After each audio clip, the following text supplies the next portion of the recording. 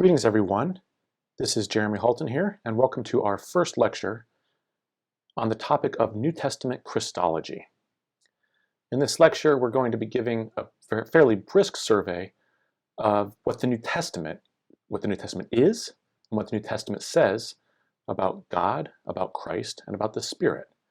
We're going to focus primarily on what the New Testament says about Christ, because that will be the topic that's most controversial in the period we're studying in this unit. But we will also consider the relationship of God to Christ and the relationship of God, Christ, and the Spirit.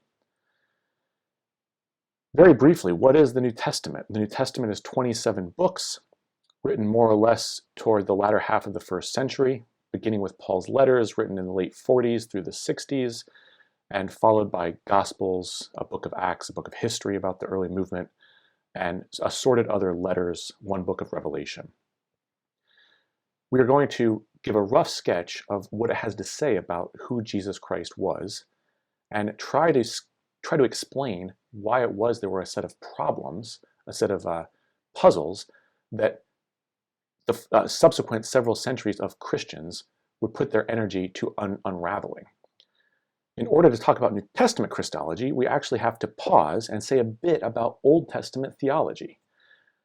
The reason this is the case is that everyone in the New Testament, with perhaps an exception or two, is Jewish and accepts what we call the Old Testament, what they would have simply called Scripture, as authoritative revelation from God, which means that all the people we're looking at in the New Testament are going to claim that what they say about God is consistent with what they find in the Old Testament. So we're going to give a breakneck survey of Old Testament theology, really trying to highlight a couple of the topics and passages that will be drawn on by church fathers as they think about Christology and theology. So very briskly, in the Old Testament, key teachings about God include monotheism. That is, that there is one God. So a classic proof text for this is what's called the Shema, Deuteronomy 6:4. Shema is the Hebrew word for hear. So Shema Yisrael, Adonai Eloheinu, Adonai Echad. That's the Hebrew of, hear, O Israel, the Lord our God, the Lord is one. This is prayed daily in the period that Jesus is alive, that early Christianity begins. The Lord is one. The history of how Israelites became monotheists needn't concern us here. The important thing is that they conceived of themselves as monotheists. All Jews in this period, in the period of early Christianity, would have said, we are monotheists. And yet, we're going to say they're monotheists sort of, because in the Hebrew Bible, in the Old Testament, there are an awful lot of non-human figures floating around the heavens. And some of these will be little clues, little strange figures that Christians will reflect on and will wonder, how does that relate to Christ or the Spirit? So to give an example of what I mean by when I say the Old Testament is monotheistic, sort of, we can start with an early passage. We haven't even gotten out of the first chapter of the first book of the Old Testament, Genesis, when we have what sounds like some sort of plurality from heaven. So God is creating the heavens and the earth, and somewhat jarringly, God says, let us make mankind according to our likeness and image. Whoa, hold the show. Who is this us? Who is this our? I thought there was just one God. And in a later rabbinic text, this is after Christianity has gotten going, as certain non-Christian Jews are interacting with Christians and their claims about God as a Trinity. They imagined Moses remonstrating with God. So this is a rabbi saying, sort of imagining what it was like when God was dictating the book of Genesis to Moses. And it says God got to 126 and Moses said, oh God, don't word it like that. Don't say let us and don't say our if you don't mind, because if you say it that way, you're going to give an excuse one day to a bunch of heretics called the Christians. They're going to think you're talking about the Trinity. In this rabbinic passage, God responds to Moses and says, you know what, Moses, I'll do the dictating, you do the writing, and I'll deal with the heretics myself. This rabbinic passage, for what it's worth, also makes a very insightful suggestion about who this us might have been.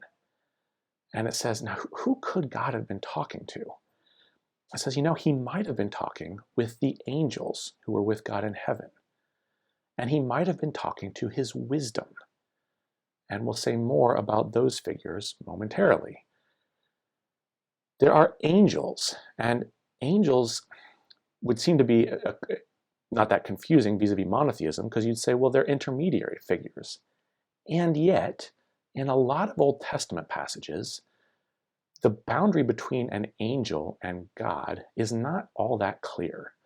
So, for instance, in Genesis, the Lord appeared to Abraham, but Abraham saw 3 men. Well, what's that about? And there are a lot of passages where we hear about this figure called the angel of the Lord, who then is identified as the Lord or as God. So are these angels God, or are they like God? What's that about? So the angels are one category that blur sort of a pure monotheism. I mentioned another one was wisdom. And in Jewish and Israelite speculation about God being wise, they concluded that God is so wise that wisdom is not simply a predicate of God, but that wisdom has its own existence. It's not just an attribute, but a person who does things. And the locus classicus in the Hebrew Bible for the idea of wisdom doing things is Proverbs 8:22. Wisdom is speaking here, and she says, wisdom is grammatically feminine in Hebrew as well as in Greek. She says, "The Lord created me at the beginning of his work." In the beginning. What's that sound like? Sounds like Genesis 1:1. "I was the first of his acts of long ago, before the beginning of the earth." She goes on to say that she was active in creation. That is, the Lord created through her. And she enters the souls of the prophets and the sages, and so on and so forth. So wisdom has an existence as God's helper and counselor. And that's something early Christians will reflect on as they think about how Jesus as Christ relates to God. Finally, and this might be surprising, there are also other gods mentioned in the Old Testament. So although it's monotheistic, it doesn't mind saying, oh, God took his place in the midst of the gods. And God then says to the gods, you're children of the Most High, but you're going to die like mortals. So here's a psalm where God is angry with the other gods because each of the gods is in charge of a different country. And in this case, the big God, the Most High, tells the other gods, you're doing a really lousy job of administering justice, therefore I'm going to destroy you. So they're not the same as the Most High, but they're obviously not just humans, they're not just angels, they're called gods. Psalm 96 verse 5 talks about the gods of the nations, the gods of the Gentiles. And that's an expression that will concern early Christians. In the Greek translation of the Hebrew Bible called the Septuagint, we get the gods of the nations are demons, are daimons. And these are topics we'll take up later in the unit. All right, so the Old Testament says God is one. It also has a bunch of other figures that are certainly more than human and kind of like God. Another consistent teaching in the Old Testament is that God has a special name. In Hebrew, Yud He Vav He, pronounced Adonai out of reverence. And this name is introduced in the book of Exodus. God wants Moses to deliver his people. And Moses says, well, how am I going to tell them what your name is? And God gives this cryptic answer. I am who I am. Go tell them, I am has sent you. I am in Hebrew is related to the name Yahweh Adonai. And so this is God's special name, and that's definitely something early Christians will seize upon. We'll talk about that momentarily. Finally, just the fourth category to say about Old Testament theology and its teaching about God. This isn't so much a philosophical thing about God, but it's a historical thing. Namely, God had entered into relationship with one people on earth, Israel, and God had made several promises to them. God had promised that through this one people, through Abraham's descendants, he would bless all the nations. God promised that just as he gave them the law through Moses, he would raise up another prophet like Moses. And God promised that as he had picked one king, King David, he would sustain the kingdom of David. Now, I want to say one more word about that last promise. We'll see that all of these are taken up in the New Testament. But one more word about that last promise, because it was fleshed out in language that is quite important for how early Christians will talk about Jesus. So here's a passage in 2 Samuel where God says to King David, David's about to die, and God says, I'll raise up your offspring, and I'll establish your offspring's kingdom. Your offspring, we're talking about Solomon here, he'll build a house for my name, Solomon's going to build the temple, and I'll establish his throne forever. I will be his father, and he shall be my son. That is, Solomon will be the Son of God. That's important because, of course, Jesus is called Son of God. And the reason that's important is you can see here, God is not saying, David, your son Solomon will be a deity. He's just saying, I'll have a special relationship with your son Solomon. He'll be like my son. We can see that Solomon's not going to be some sort of deity because God also says, by the way, what will it mean that Solomon will be my son? When he behaves badly, I will punish him. So Christians want to apply the language of Jesus as God's son. They want to apply that language to Jesus. They don't really want to talk about him being merely human and God punishing him or anything like that. We move forward. Let's talk about now, take a deep breath and come to New Testament theology. Again, rather briskly, but in a bit more depth.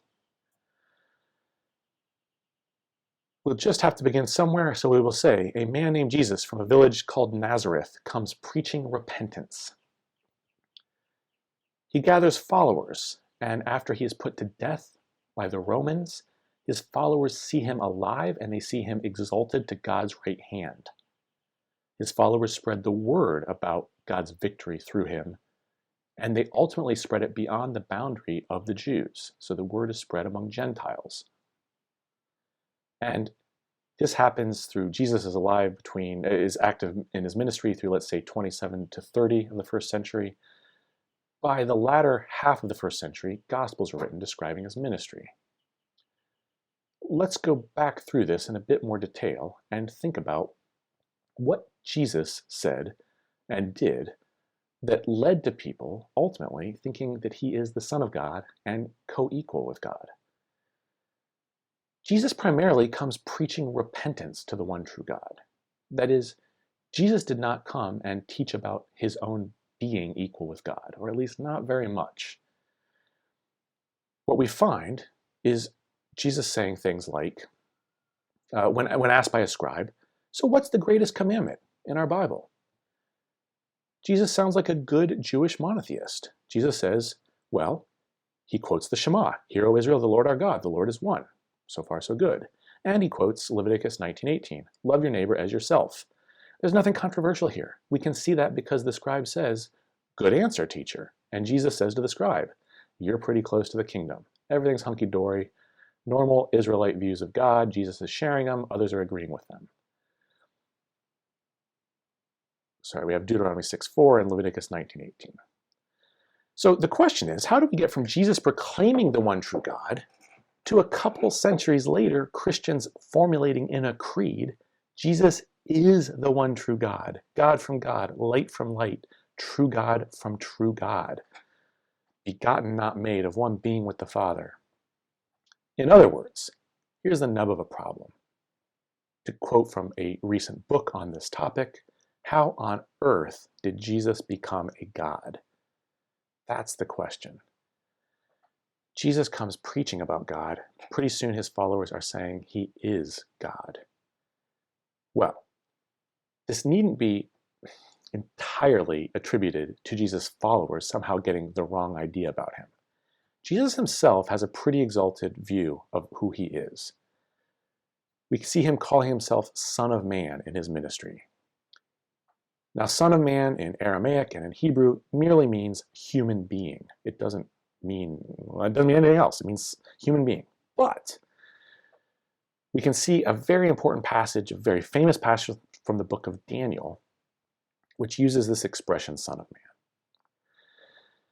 In Daniel 7:13, we can see first that it means human being, because Daniel's having a vision and he sees first something that's like a leopard, something that's like a bear, and then he sees something that's like a, quote, son of man. In other words, he sees one animal, then another animal, and then a human figure. But it isn't just any human figure. This son of man that Daniel sees, he sees him coming with the clouds of heaven and given all dominion. And when Jesus calls himself Son of Man, there are reasons to think he is linking himself with this figure that Daniel saw, that is a figure with authority and dominion. When Jesus talks about being Son of Man, he says, I, as the Son of Man, have authority to forgive sins. I, as the Son of Man, have authority over the Sabbath, and so on and so forth. So this is not a modest way of referring to oneself. Jesus calls himself the Son of Man. He is also called by quite a few others. He's called the Son of God. So the demons in the Gospels know that he's the Son of God. The high priest asks him, are you the Son of God? And God actually declares Jesus to be the Son of God. So at Jesus' baptism, the heavens are opened, the Spirit of God descends upon Jesus, and a voice from heaven declares him, my Son. So we have Jesus taking a high view of himself. We have others saying grand things about him. And we see Jesus doing remarkable wonders and teaching with authority. These are just the sorts of things I'm highlighting, evidence from the Gospels, evidence from Jesus' own ministry, that he's not being presented as merely another pious teacher who points to God. So more evidence along these lines. He does miracles that are supposedly only the possible domain of God. When he stills the storm, the pregnant question is, who is this that even the wind and the waves obey him? And that will lead other Jews of the time to think, it says in the book of Job, only God controls the wind and the waves. Jesus, without any hint of modesty, quotes the Old Testament, quotes Moses and says, you've heard it said, but I say to you. So he's not merely one teacher among many. He presents himself as a person of enormous authority, spiritual authority, teaching authority, and so on. Coming forward to the Gospels, these first narrative accounts of his life, how would we sum up how they present Jesus? Because one of the reasons we have patristic controversy, that is, early Christians disagreeing about who Jesus is, how he relates to God. One of the reasons we have such disagreements is that the Gospels don't all portray Jesus exactly the same. And if you wanted to give a very rough and ready summary of how each Gospel portrays Jesus, I would do it like this. For the Gospel of Mark, this is probably the earliest one written, Jesus is something more than a mere human. He's mighty, he can do powerful deeds, and he's cryptic. He's quite hard to understand. When you come to the next two Gospels written, Matthew and Luke, Jesus is a prophetic teacher along the lines of Moses and Elijah. He is the new Moses, he is the new Elijah. But he's more than human. He's born of a virgin. Mark didn't include that detail. And Luke and Matthew go out of their way to say, he may be this wisdom who spoke before in the Old Testament. Jesus is wisdom incarnate. By the time we get to the Gospel of John, the last of the four Gospels written, we have stated in no unclear terms that Jesus is God on earth. And if anything, when you get to the Gospel of John, the question isn't so much, is Jesus more than a human, but rather, is Jesus human at all? Is he perhaps God in human guise? We'll illustrate that just a little bit. And here we're just taking a brief moment to give a little flavor of these Gospels and to show what I mean when I say they portray Jesus differently. Let's take a passage from the end of the Gospel of Matthew, where Jesus is facing his death, and he cries out with real lament, my soul is grieved even to death. And he prays to God, please save me, God. If it is possible, let this cup pass. Now he's resigned to God's will, but he does not want to do this. We come to the same scene in the Gospel of John, and he says, my soul is troubled. Sounds like Matthew. My soul is deeply grieved. And in John, he says, what shall I ask? What shall I say? Well, we know what he's going to say, right? It says there in Matthew. He's going to say, God, save me. Father, save me, right? No. Father, glorify thy name. This is characteristic of the Gospel of John. John takes some of these well-known scenes from the other Gospels and makes it clear that there was no wavering in Christ. Christ and God are one throughout. I'll give but one more example. The Gospel of Mark. Jesus cries from the cross, my God, why have you forsaken me? How will John handle that? I'm not alone. The Father is with me. Jesus is not going to be forsaken by the Father. And in fact, in the Gospel of John, and we'll see there's some readers of the Gospel of John who really question whether Jesus is human at all in any meaningful way. Even when Jesus makes a straightforward comment like, I am thirsty from the cross, why does he say it? Well, not really because he's thirsty. He may have been thirsty, but he says it because he wants to fulfill the scriptures. In other words, Jesus is human. John will say he's human. We can tease out how the Gospel of John imagines Christ's humanity. But in the Gospel of John, unlike the other Gospels, Jesus and God are one. So from the very opening verse, in the beginning was the Word was with God, the Word was God, and Jesus is the Word. We will look more at this prologue to John later because it was one of the most important passages throughout the patristic period for reflecting on Christ's relationship to the Father. John 10:30, Jesus says this sort of thing throughout the Gospel of John. The Father and I are one. And just so there's no confusion, conclusion of the Gospel, his disciple says, you are my Lord and my God. So, in some sense, we've gone from Jesus of Nazareth, preaching about God, but taking a high view of himself, to the Gospel of Mark, to Matthew, to Luke, to John. In a relatively short period of time, we've got followers of Christ, we've got Christians saying, Jesus is God on earth. And in fact, this, what appears like a chronological schema, suggesting, oh, it was only later in the first century that they came to these ideas. In fact, we're not even including the Apostle Paul. Quite remarkably, Paul, who is this apostle active in the middle of the first century, his own call, his own conversion has to take place in the late 30s at the latest, so only a few years after Christ's death and resurrection. Paul says Christ is, and Paul has a lot of categories for Christ, but he's like the second Adam. It's like a recreation of humanity. He's an atoning sacrifice. He is equal to God. In many ways for Paul, Christ's being human is the result of Christ emptying himself. That is, it's not his natural state of being. It's something that a heavenly being did. He emptied himself to take on the form of a human being. God was in Christ. Christ was the first work is the beginning of God's works, and in some sense, Christ is the last.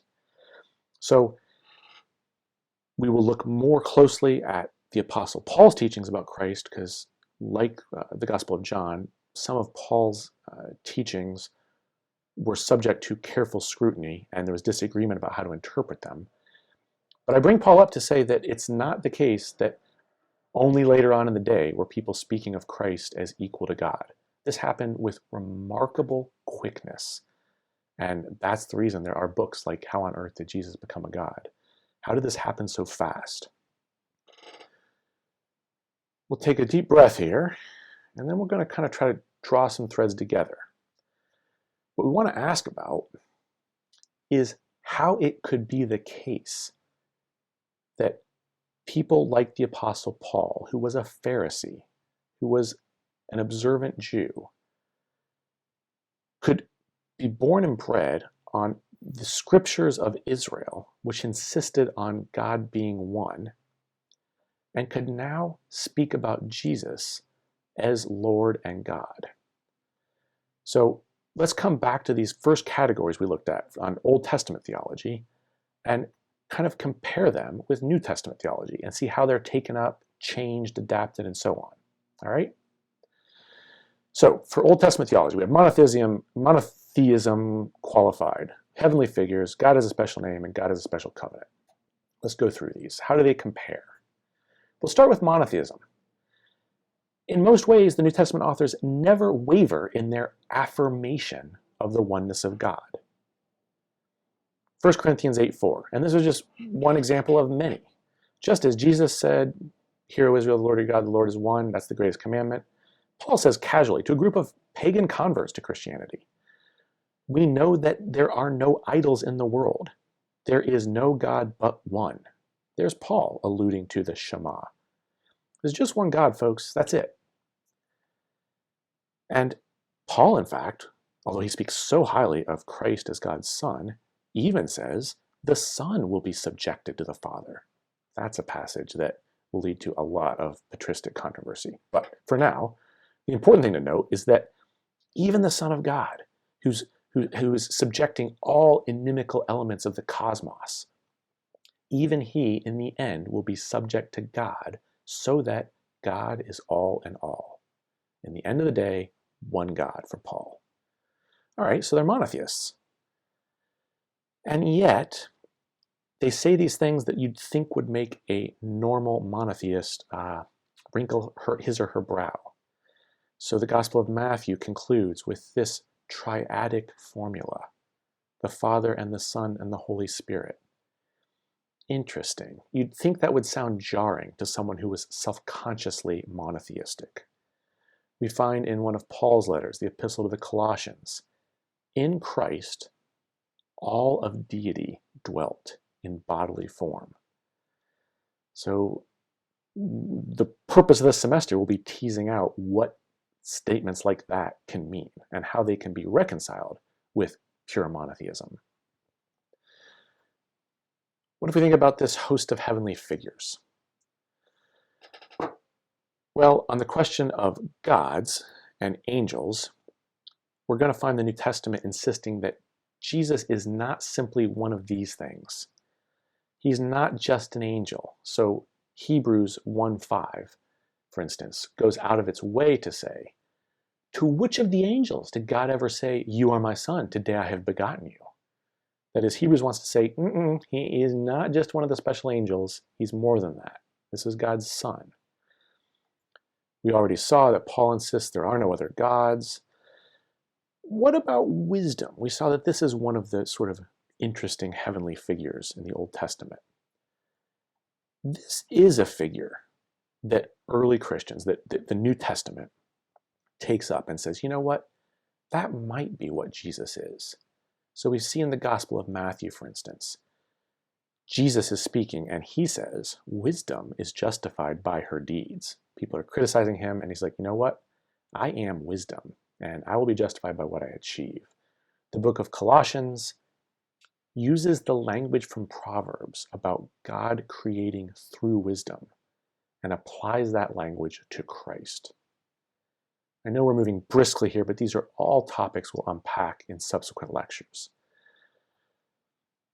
So, the New Testament upholds monotheism, sort of. It knows of these other heavenly figures and maybe wisdom it's willing to apply to Jesus. What about God having a special name? Well, this is interesting because it looks like early Christians in the New Testament are willing to suggest that God has given that special name to Jesus. We see in Philippians, God gave him the name that is above every name. And even more clearly in the Gospel of John, Jesus says, before Abraham was, I am. And when he says I am in the Gospel of John, it's clearly supposed to be this numinous, powerful moment. And it looks like early Christians think, you know what, this name Yahweh can rightly be applied to Jesus. That's an interesting move early Christians make. Jesus also has this special name. Finally, and this is in terms more sort of comfortable to the Israelite tradition, what about all these promises that God made with Israel? Well, this is an easy one for the early Christians. Jesus is the anointed successor to David, The word Christ just means anointed in Greek. He is David's son and therefore king. Jesus is the promised prophet and teacher like Moses. So he is the new lawgiver, and he is the one who God raised up like his brothers. From the Israelites, as Moses had promised God would.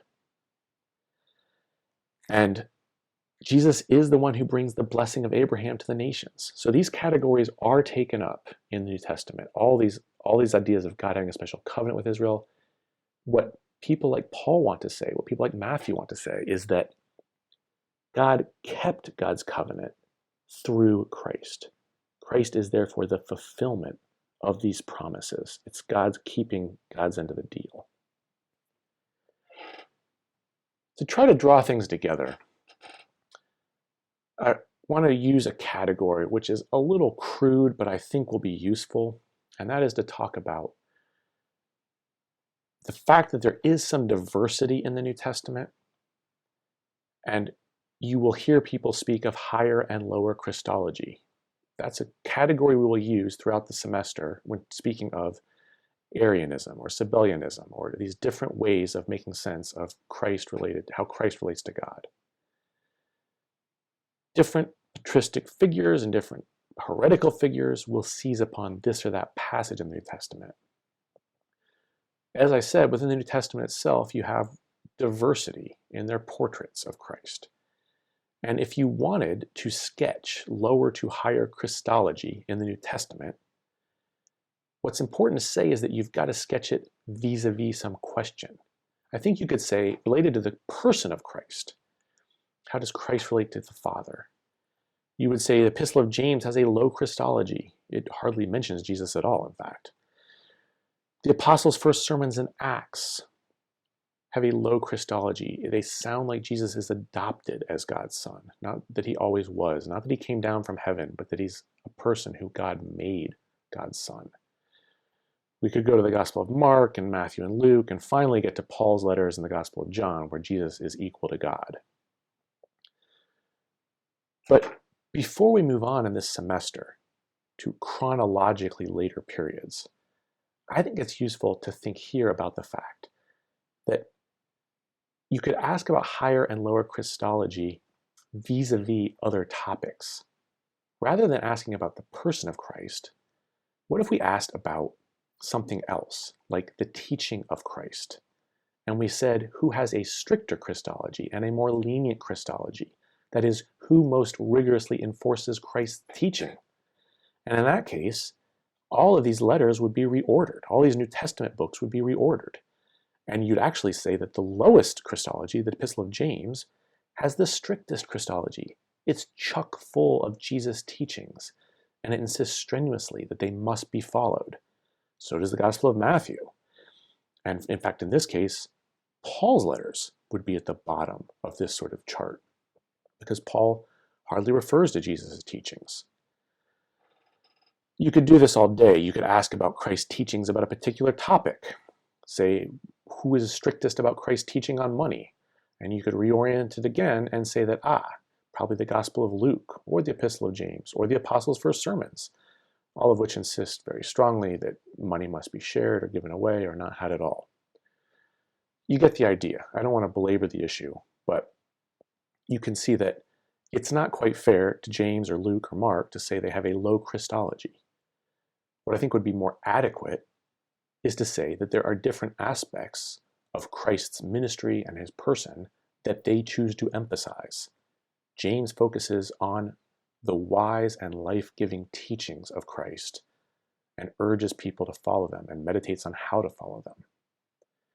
The Gospel of John focuses on the person of Christ and how Christ's equality with God mediates salvation. To conclude a bit more, I encourage you in reading these New Testament books and thinking about New Testament Christology, to sort of have a fresh take. Put out of your mind the things you knew about the New Testament, the things you know about Christ from church and what have you, and just ask, what do they think is important? I think it would be fair to say there are a lot of different questions the New Testament would awaken about Christ. And the questions aren't only what we would call quote unquote theological questions. They're also practical about what it means to follow Christ. And in the end of the day, they're concerned with life and with faith. And what ties the different questions together is that on the one hand, there's creedal type questions. Who is this person and how does he relate to God and the Holy Spirit? There are also life type questions, like what does it mean to follow him? What must be done? What is his teaching on this or that particular topic? And so we could ask about the relationship to God the Father. We could ask how Christ could be human and divine. How Christ, who emptied himself to appear in the form of a human, could be truly related to mere mortals. These are things that we put, roughly speaking, under the column of creedal questions, questions of faith, questions of belief. And these are the questions that will mostly occupy us throughout this semester. But because this is sort of the last chance to mention it, we want to say that there are a whole host of other questions that the New Testament itself would raise that are also Christological questions, like what must I do to be saved? Like, Jesus, when are you coming back? What does it mean to apply your teachings in this or that circumstance? And although we will be focusing on the types of questions in the right-hand column, I think you'll see throughout the semester that the questions of faithful life and cognitive belief are never fully divorced. So even when we get into the most abstruse philosophical sounding debates, and believe me, we will get into some, there's still a question about how a certain understanding of the person of Christ relates to something practical, like what the Eucharist is, or how it is that the incarnation might have been salvific for people. Okay, this has been a bit of a whirlwind tour, and a lot of different material has been covered. You have a handout with some of the passages and some questions about them that will be passages we will look at in more detail throughout the semester as we get to this or that church father or quote unquote heretic, and we see what they do with those passages. The main thing you need to take away from this introductory lecture is that I think it's fair to say you can see why there are seeds of disagreement, why there are at the very least some questions left unanswered, some problems that people would want to try to resolve. And what we'll be looking at is how over the next 5 centuries, Christians of various stripes tried to resolve those questions.